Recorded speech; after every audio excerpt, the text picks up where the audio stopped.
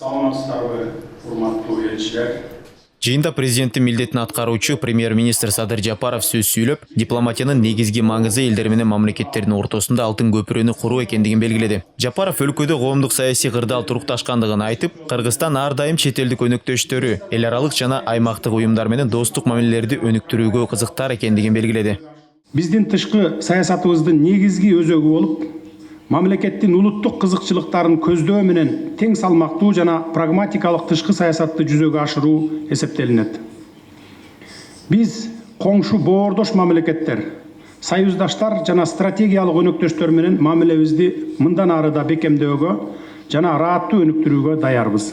Кыргызстандагы Азербайжандын элчиси Хидаят Оруджев Садыр Жапаровго жолугушууга чакыргандыгы үчүн ыраазычылыгын билдирди. Ал өкмөт башчыдан аккредиттелген дипломатиялык өкүлчүлүктөрүн коргоону күчөтүүнү суранды. Азербайжан элчисинин айтымында бийлик алмашканда террористтик актылардын коркунучу пайда болот. Дипломатический корпус, аккредитованный в Кыргызской республике, Кыргызстанда аккредиттелген дипломатиялык корпус октябрь айынын башында өлкөнүн жана элдин тагдыры кандай болот экен деп тынчсызданды. 5-10 октябрда болгон окуялардан тынчсызданып карап отурдук. Албетте биз баарыбыз бул суроонун мыйзамдуу чечилишине тилектеш болуп турдук. Бактыга жараша кыска убакыттын ичинде баары мыйзам жолуна түштү. Дипломатиялык миссиялардын жана эл аралык уюмдардын башчылары бул жолугушуу азыркы учурда абдан керек болчу деп эсептейт. Жолугушууда Кыргызстандын башка өлкөлөр менен биргелешкен долбоорлоруна байланыштуу тынчсыздандырган суроолорго жооптор берилди.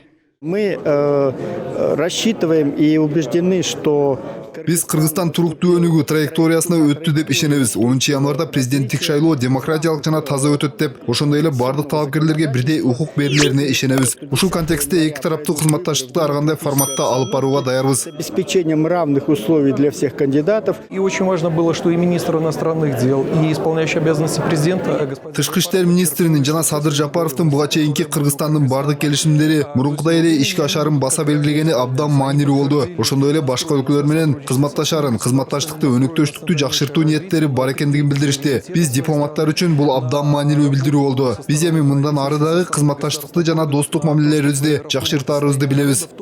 Президенттин милдетин аткаруучу өкмөт башчы Садыр Жапаров тышкы саясат боюнча айтып жатып, буга чейин жетишилген келишимдердин алкагында бардык эл аралык милдеттенмелер так сактала тургандыгын белгиледи. Бул жолугушуу алгач 28 октябрда белгиленген. Бирок ал күнү премьер-министр жана өкмөт мүчөлөрү ант бергендиктен элчилер менен жолугушуу башка күнгө жылдырылган. Кыргыз мамлекети бардык мамлекеттер менен ийгиликтүү кызматташабыз деп терең ишенем. Сиздердин ишиңиздерде ийгиликтерди каалайм. Тынччылык болсун, дүйнөбүздө тынччылык болсун, ынтымак, биримдик болушун каалайм. Рахмат сиздерге бүгүнкү жыйынга келип бергениңиздер үчүн. Саламатта калыңыздар. Максат Леспеков, Бакыт Кошалиев, 5 канал.